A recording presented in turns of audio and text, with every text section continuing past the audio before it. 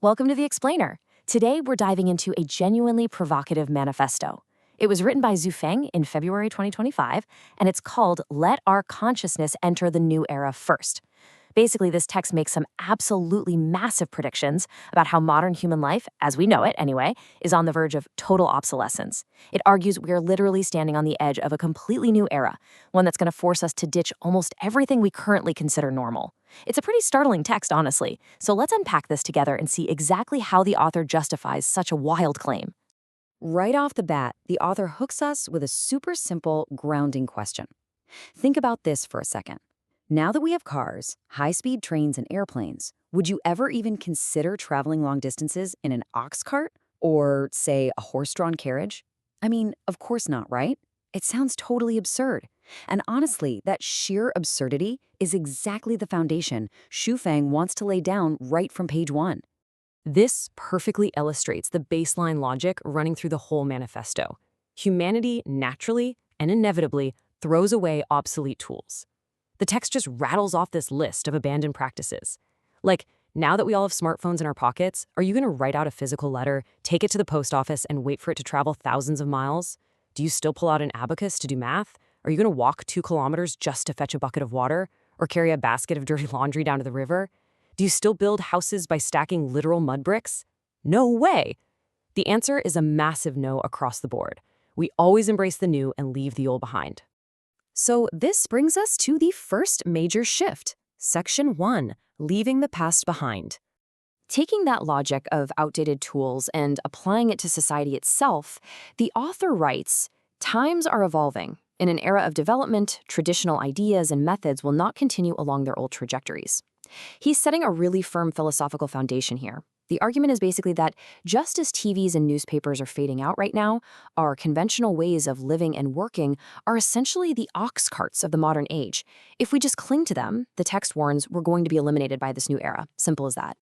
Let's look at how this builds into the next core concept. Section 2, the end of labor. Okay, notice how incredibly specific the author gets here about the economic fallout. With the absolute explosion of artificial intelligence, Xu Feng claims that certain professions are just doomed. We're talking accountants, lawyers, teachers, clerks, and statisticians. He points out that gas stations aren't going to need workers just to fuel vehicles anymore. Even the dream of becoming a civil servant or climbing some bureaucratic ladder is called out as a totally futile effort just to scrape by, especially as government departments get compressed or completely abolished.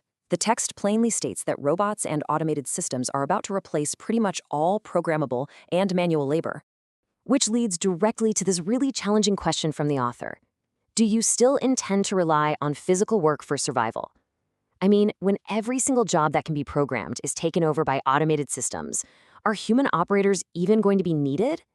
It's a question designed to just completely blow up our assumptions about career climbing, or starting a business to get rich, or even just working hard to survive. The text is telling us that straining your brain for traditional economic success is rapidly becoming, well, a pointless endeavor. But, the manifesto doesn't stop at economics. That brings us to Section 3, the collapse of institutions. Now we're getting into some highly radical claims about the total end of human societal structures. The text draws this really stark contrast between the old world and what Xu Feng calls the Lifechanyuan era. In this new era, the vision is essentially universal brotherhood, the idea that the whole world is just one big family. Because of that, traditional institutions, they get completely phased out, and I mean all of them. The author states, marriages and families will be gone. Political parties and religions, eliminated. The text even straight up asks if, in this new reality, anyone should still be eager to get married and have kids, merely as some sort of insurance policy for their old age. And it goes even further, taking direct aim at the concept of the nation-state itself. The author explicitly names some heavy hitters, the United States, Germany, Russia, Iran, and China, and predicts they will soon become things of the past. According to the text, the very idea of a nation will turn into a historical oddity, the kind of thing you only see displayed in museums. The author warns against foolishly sacrificing yourself for your nation, asking if people will really still insist on drawing lines, saying this is our country versus that is another country, when the whole world is meant to be one family. Which brings us to the most intense escalation in the entire text. Section 4, Rise of Silicon Life. Here, the narrative shifts to a literal existential threat to humanity itself. The text introduces this concept of silicon-based life. It defines this as an emerging, growing, dominant force that's going to force us into a really harsh realization. Humanity is gradually evolving into an unnecessary species on this planet. According to this framework, we are actively being stripped of our functional purpose. Instead of being protectors of the Earth, people will just become consumers of the planet's resources and producers of waste. Basically, we just become destructive forces. Which prompts this incredibly heavy, ominous question drawn straight from the text. Aren't we now on the eve of a great purification? It's a moment in the manifesto clearly meant to agitate our existential dread. Think about it. If we aren't needed for labor anymore, if our institutions are obsolete, and if a new silicon-based life form is taking over as the dominant force, what actually happens to us? Fortunately, the author does offer a pivot away from this bleak future. Section 5. Cultivating spiritual wealth. So the really crucial point here is how the author completely redefines value. The text contrasts our old pursuit of material wealth, interacting with concrete individuals, relying on the people physically nearby, and just making money, with the new necessity of spiritual wealth.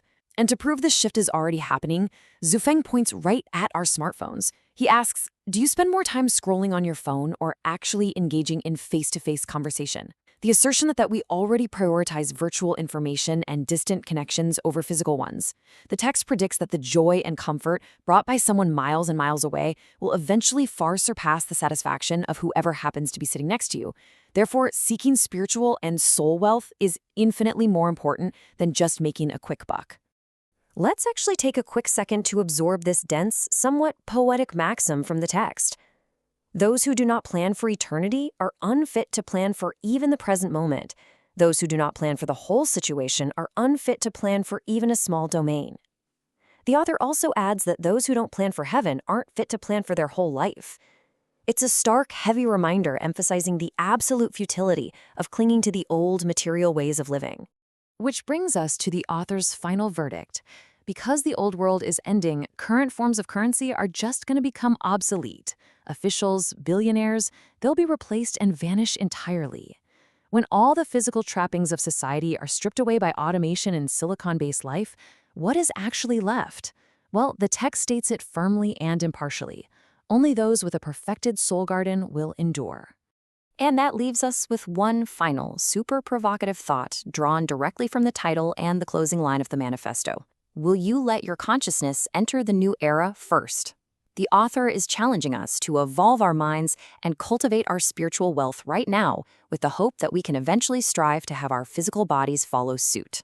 It's a fascinating, deeply radical vision of the future, definitely something to ponder as we watch technology rapidly advancing all around us today.